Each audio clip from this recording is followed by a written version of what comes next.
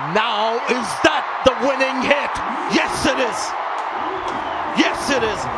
And what a way to get Indian premier league IPL এবারের আসরে ৫৭তম ম্যাচে had ও অভিষেকের বিধ্বংসী ব্যাটিংয়ে লখনৌ সুপার জায়ান্টসকে ১০ উইকেটে হারিয়েছে সানরাইজার্স হায়দ্রাবাদ।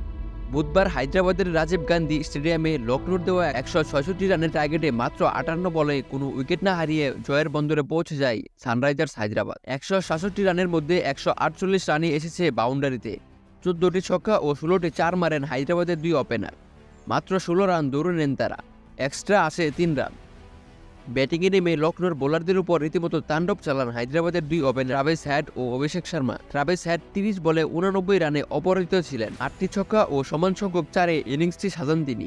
তার স্ট্রাইক রেট ছিল ২৯৬।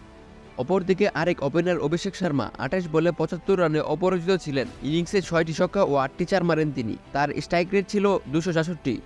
ব্যাট করতে নেমে প্রথম ওভারটি দেখে শুনে খেলেন ট্রাভিস হেড ও অভিষেক শর্মা। প্রথম ওভারে আসে ৮ রান, দ্বিতীয় ওভারে ৪টি বাউন্ডারি হাঁকান অভিষেক শর্মা, তৃতীয় ওভারে ৩টি ছক্কা ও ১টি চার মারেন ট্রাভিস হেড, চতুর্থ ওভারে ২ ছক্কা ও ১ বাউন্ডারিতে ১৭ রান তুলে নেন এই দুই ব্যাটার। এতে ৫ ওভারে হায়দ্রাবাদের সংগ্রহ দাঁড়ায় ৮৭ রান।